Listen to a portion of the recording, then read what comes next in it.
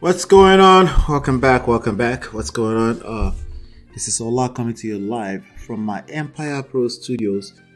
Let's talk. Today we're talking about recession proof, and as always, we're always going to talk about how to nail your first deal in the next 30 days, and also if you've already closed deals before, we're also talking about how to, if you're struggling, if you're doing something and it's working for you and you're closing deals from time to time, keep doing what you're doing. Okay, you can always come here. Obviously, you can always come here to get some updates on what's going on with the market, with the business, my mindset about how business is going, recession proof, things like that. But yes, that's what we're here to talk about. But welcome back. It's my Empire Pro, as usual. What's going on, Raymond? Shout out to you, my brother. Thanks for coming by. All right. So today, as usual, we'll come here to talk about real estate. Hit that like button, share and subscribe. It doesn't matter when you come here, you come as a live broadcast or you come to watch the replay. Either way, do me a favor, hit that like button, share and subscribe. All right. I told you we were going to wake up the algorithms. We're starting to wake up the algorithms. Yes, we are. So we'll keep coming back. I have a lot to share with you. All right. So welcome. So today we're talking about recession proof, right? Recession proof. I wanted to share this with you because I've been through what is going on right now with the market before, right? Market crash, right? Or anticipation of a market crash. I think right now it's more so an anticipation of market crash.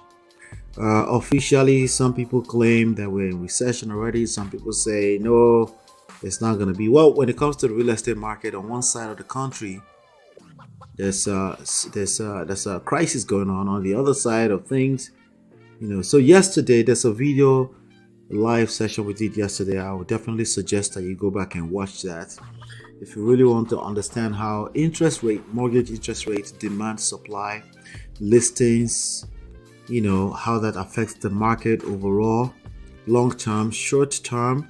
How do you pick comparables depending on what market you find yourself? So I went through a market crisis in 2008. I was already in the middle of it before I even know what a recession meant. I'm being honest with you, okay?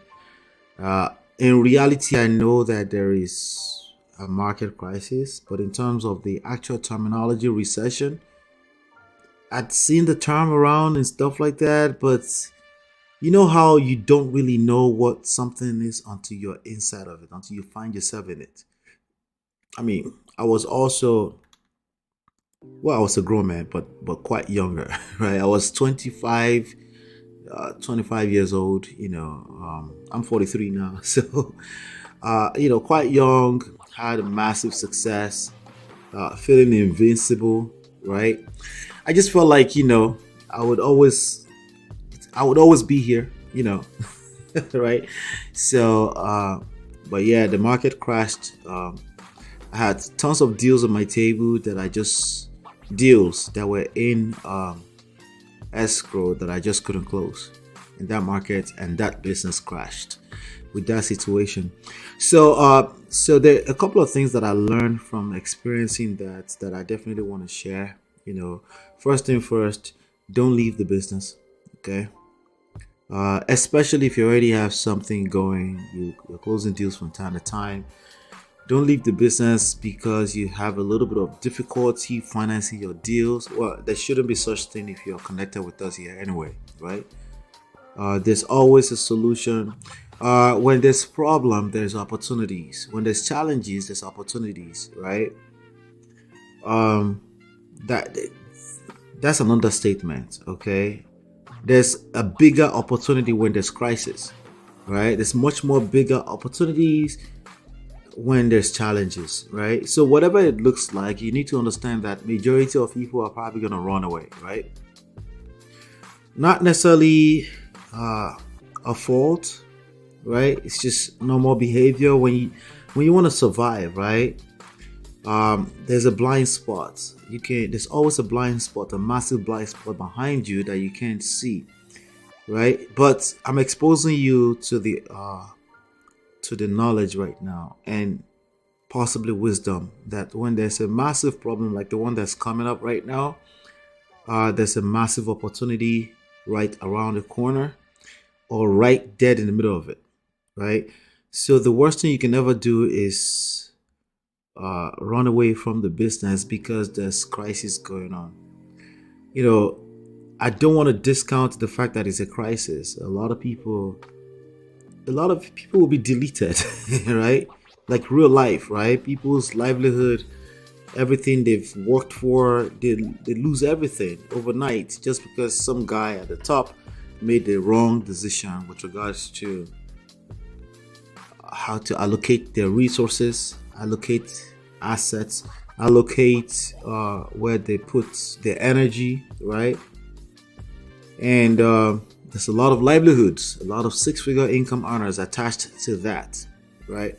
So I can understand, I'm not discounting it, but I'm telling you that if you see anything such as crisis or anything that's coming along, recession, you need to first of all understand that you want to stay put, be on the lookout. The opportunity is right in the middle of it or right around the corner.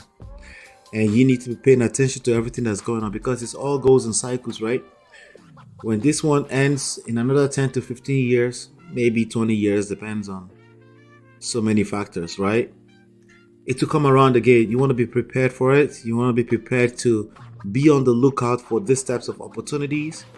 And there's also a way to adjust yourself to pivot so you don't get drowned. Because some people will say, I'm staying put, I'm looking out, but they get drowned because they have too many, they're overly exposed to the market. So there's also that, and that exists.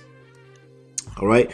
So you want to definitely pay attention to that. But there's this thing called the commercial thing that's going on right now that you and I we need to start to pay attention to it. It's real. There's this news that's going on right now, and we need to pay attention to it. But again, what we come here to do is we come here to talk about wholesaling real estate. What is wholesaling real estate, right? Before we continue, what is wholesaling real estate? Wholesale real estate is the art and the science of finding deeply discounted properties. Okay, so in recession, you're going to find out that a lot of opportunities to find deeply discounted properties will be presented. But it's not really the properties you're looking for. You're looking for motivated sellers. There's a lot of properties all around you. If you go into the closest inner city to you, there are tons of properties around you. Okay, and if you don't have access or you don't know how to engage the motivated seller, if they have a distressed property but it's not a motivated seller, it's all useless, right? They need to be a motivated seller. They have a desperate need to get rid of that piece of property. It could be a property that doesn't look distressed on the surface. Their pocket, their money could be distressed. Their financial statements may be distressed. And that means they could be in a position where they are a distressed, motivated seller. That's the kind of deals we're looking for, because it's an opportunity to bring value to a person. You cannot bring value to a property uh, by itself. You're bringing value to the person who is controlling the property, or the person that owns the property. It could be they own it, it could be they control it, right? Either way, same thing, potato, potato, right? So if you're able to bring value to them, then potentially we might have a potential lead. So we have 5 phases, right? You have data. You need access to data. You can have access to hundreds of millions of data literally by going through empirebigdata.com. It's right there on the screen. But how do you convert data to contact, to a market outreach, to a market campaign, a marketing campaign, right? This is a lot of this is about learning how to market, learning how to manage and optimize resources for outreach campaign to people. Yes, people. This is about people, right? People that can potentially, right? Potentially be a motivated seller, right? So that's contact. That's the contact phase. The next phase is leads. Interest turns the contact to a lead. That means they've expressed interest in selling a piece of property, right? That turns to a lead. Now we want to turn that lead to a contract. Okay, so you need to learn how to go through those 4 phases, from data to contact to lead, and then to a contract. That means they signed a piece of paper. Virtually these days, we use DocuSign for that for the most part. But at least they need to be able to sign a piece of paper and walk over to Staples and fax the paperwork to you. That piece of contract becomes extremely valuable. It gives you equitable interest, right? Equitable interest in that piece of property that you can now flip and sell for profits. That's wholesaling. All right, so that's what we basically do here. We take those pieces of contracts and then we turn them to deals, which is the 5th phase. So over here we focus on converting those contracts to deals. Okay, so if you know how to get those contracts, then we want those contracts. We want to pay you $10,000, $15,000, $20,000, potentially up to $82,000. I'm saying that because that's my experience. That's the highest I've made from one deal. Okay, we want to pay you for finding this contract, to getting this contract. We don't take contact from you. Okay, just because you have a piece of contact information, that's basically we don't do that. Leads, no. We don't do that either, right? Contract, it needs to be contract. It needs to have converted to contract. And we want to make sure that the contract is a good deal, right? If you don't know how to sign a good contract, that's a good deal. Then that's what the training that we have here is for. We have a full-blown course on the homepage of this channel. Okay, 6 minutes, 5 minutes video that will take you through the whole process and learn how to do it. All 4 phases. Then once you know how to generate contracts, then you can talk to us and you can submit your contracts over to, you can partner with us. You essentially partner with us. Submit your deals to myempirepro.com/submit, and then we'll take over everything from there. But let's move forward. Let me see. Raymond says, do you still use PropStream for finding properties?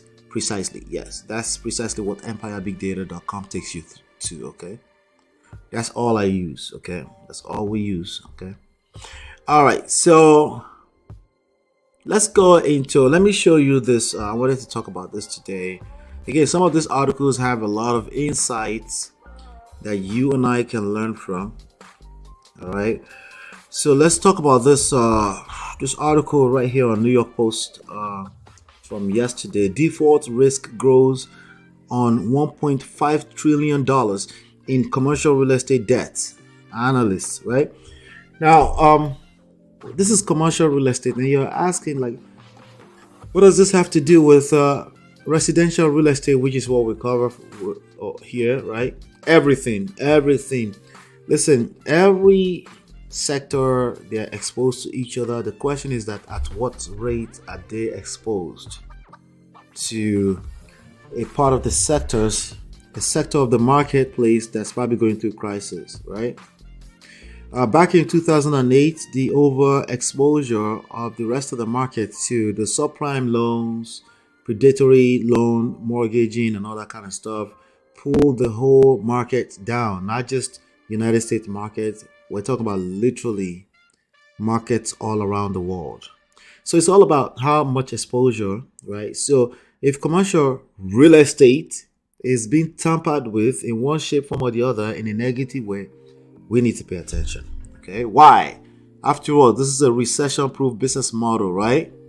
Why should we pay attention? Because it will give you leverage. Okay, it will give you negotiating leverage, and it will also give you leverage in terms of how to, if you're a full-blown investor already and you have assets in real estate, you will learn how to pivot, how to adjust. Sometimes you might just need to sell temporarily so you can create some kind of stability, right? But you need to pay attention to what's going on. So let's see what they're talking about here.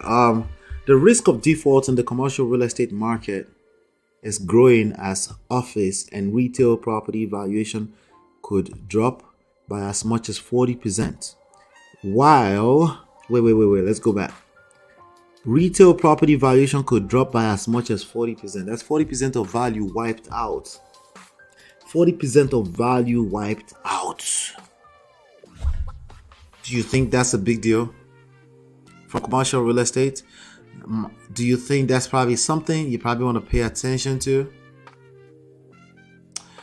As a wholesaler, wholesaling simply means you learn how to find deals. You learn how to find properties, convert them to contracts that lock in deals, good deals, right? 65% or below market value. That's printing money, but locking in deals, bottom line, right? So if you're that person, right, the lower you're able to negotiate, the better. So if commercial real estate is being tampered with, potentially about to lose 40% of its values, that's gonna affect the value of the market. Okay, that's gonna affect value in the marketplace, basically market values in general. So by how much, we don't know. We still have to pay attention to comparables. But when you start seeing some numbers showing up in your comparable market analysis, right, you start to you understand where it's coming from. You understand why there's less sales or there's lower sales prices or things like that. You're able to understand there's a lot going on in the marketplace, right? So it continues. While nearly 1.5 trillion, let me see if I can make this bigger. Let's close Joe, this guy right here. There you go. Where is it? Okay, there you go. While nearly 1.5 trillion in debt is due for repayment by the end of 2025. Okay. According to analysts at the investment banking giant Morgan Stanley, the recent banking failures are complicating matters even further as small and regional banks. If regional banks are struggling with regards to the debts on their books and paying back, or getting people to pay back, getting the borrowers to pay back, do you think they're going to restrict a lot more other opportunities for your investors, your cash buyers, to be able to have access to cash? Possibly, right? How do you think that's going to affect the marketplace, right? Again, we're just still looking at things, right? We'll have small and regional banks who have traditionally extended lines of credit to the $20 trillion commercial real estate sector. I've seen large outflows due to the collapse of failed lenders. Remember Silicon Valley from a few weeks ago and Signature Bank of New York. All right. And I quote, refinancing risks are front and center for commercial property owners, according to a note written last week by Morgan Stanley analysts and cited over the weekend by Bloomberg News. The maturity wall here is front-loaded. So are the associated risks. So when a loan matures, right, you know what that means? And people are able to pay back right away, yeah, sure. But if they're having a hard time paying back those loans, we got a problem. Morgan Stanley analyst notes that the debt will keep piling on beyond 2025. Because just because the loan mature doesn't mean they're able to pay back, right? It's still some kind of receivables. Receivable does not mean liquidity. Over the next 4 years, commercial real estate properties must pay off debt maturities that will peak at 550 billion in 2027. Not only do banks lend to commercial real estate entities, but they are also purchasers of commercial mortgage-backed securities and or bonds that are supported by property loan and backed by the federal government. Okay. Morgan Stanley analysts estimate that banks hold as much as 70% of commercial real estate loans that mature over the next 5 years. All right. So the fear is that are they going to be able to pay back? Right. So as we continue to unpack this kind of news, as we will discover more. Right. As we continue to unpack them, I'm going to continue for a second here. The value of commercial real estate is plummeting as remote work. Everyone is working from home. You know, when I started back in 2005, I was the only one for several years among my friends that did what I did from home. Okay, from my studio, just like I still do today. Okay. Today, a lot of my friends are still in the IT world, in the tech world. You know, scientists, engineers, medical doctors. Not medical doctors, but a lot of the ones in the ITs are working from home today now. What do you think that is doing to commercial real estate, right? Remote work everywhere, right? So,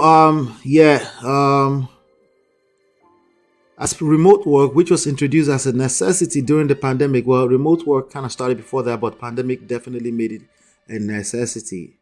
Persists in large parts of the country. Commercial real estate values fell by 15% in March in the US, according to data provider Green Street. The lower valuation was exacerbated. How do you pronounce that? Jesus Christ. I'm not going to try again.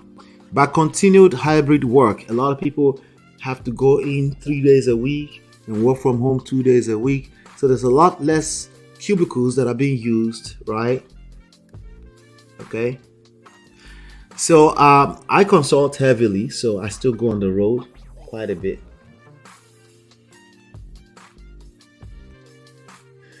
Yes. So anyway, I was at one of my clients' buildings on 42nd Street 2 weeks ago. I mean, you could see cubicles like that, empty, a whole floor in the middle of Manhattan, right? What do you think that's going to eventually cause for commercial real estate? It's stuff we should pay attention to, you know, just things I think we should all pay attention to. All right. Scorpion Bradford says, glad to see you back on the live stream. Shout out to you. Thank you so much. Miss your real estate content, your Wall Street financial theories and outlooks. Theories? I don't have theories. I'm just reading. I don't understand everything, by the way. Okay. I'm trying to understand as we go. I can interpret a little bit better than an average person, but I'm just trying to connect the dots back to our world of real estate. You gotta pay attention to, right? You should start doing weekly or bi-weekly vids. Many would appreciate this. I appreciate you. I'm here daily during the week now as much as I can. During the day, 12:30, 1:30-ish, depending on my schedule. Okay, so I've done this consistently now for four. This is what is this? This is the fourth in the series. So make sure you go watch the other ones. About 30 minutes I'll be live, so we're getting ready to round up right now. But you can always watch the rebroadcast as well. But thank you so much, Scorpion Brad. When they say commercial, are they also talking about multifamily? No, we're talking purely technically those fall under commercial too, right? But commercial as in office buildings, warehouses, right? Things like that, right? Warehouses may not be too included in this for obvious reasons, right? But office buildings, that's what they're talking about for the most part, right? When they talk about remote work, we're talking about buildings where there will be typically cubicles and offices and things like that. But technically, you're right that greater than 3 units falls under commercial for the purposes of lending, and as far as the banks categorize them, So apartment complexes, that falls under residential too, But for the purpose of lending, the bank will treat that as a commercial because it's designed to make money for investors, right? Not for primary residence of the owner, right? So I don't know the particulars of exactly how they categorize that, but what we're talking about right now is commercial buildings, office buildings. Okay, work, exactly, work. But let me answer this question. One of these questions came into our masterclass. We do have a free masterclass and free books at realestatesecrets.com. And one of these questions came in. I figured I will be addressing the questions in real time over here, okay, as they come. So this person asked, I have a buyer, but they want to only pay $20,000 for a property because it has $175,000, I guess, of repairs, right? Not $175. I'm guessing that's $175. It's a typo, right? The property is listed for $200,000. What should I tell the buyer or seller? Okay, so this is one of the reasons why you need to go to the masterclass and pay attention. Pay attention to the training part of it, okay? It's about 30 to 40 minutes of pure training of exactly our mindset about what it means to be a wholesaler, right? First of all, we, as much as we can, we avoid houses that are listed. You can work with a realtor that's investor friendly. That's fine if you have the typical traditional paperwork, proof of funds and all that kind of stuff, and you're willing to use their contract and go through everything like a traditional transaction, okay?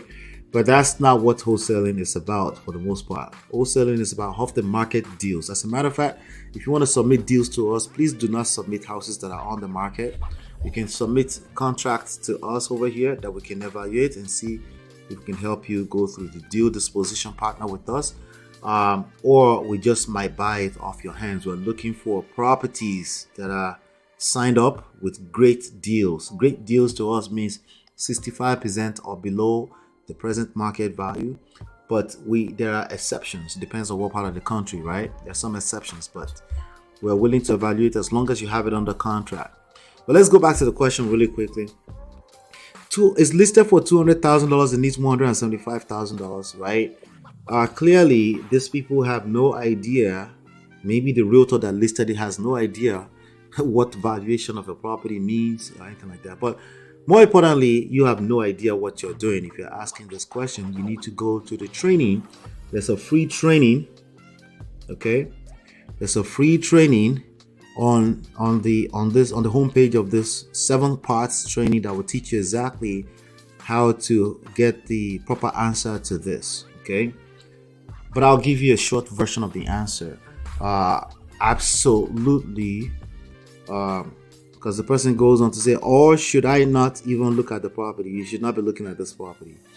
If they're asking $200,000 and needs $175,000, and you found a buyer for what exactly? The buyer is offering $20,000. They have a right to give you an offer. But if it's really such a good deal, there will be some options in terms of people that can buy it, right? But again, there's not too much information in this question. I would, if you actually have a contract, I would definitely upload it to myempirepro.com/submit, and then we can probably give you a better answer. All right. So, but yeah, that's all I have for you today. I'll be back here again tomorrow, God willing. Okay. So I'll bring something new from time to time, and then obviously I'm looking at the market updates. So you can always expect that you have more than enough to continue to learn as we're going through. All right.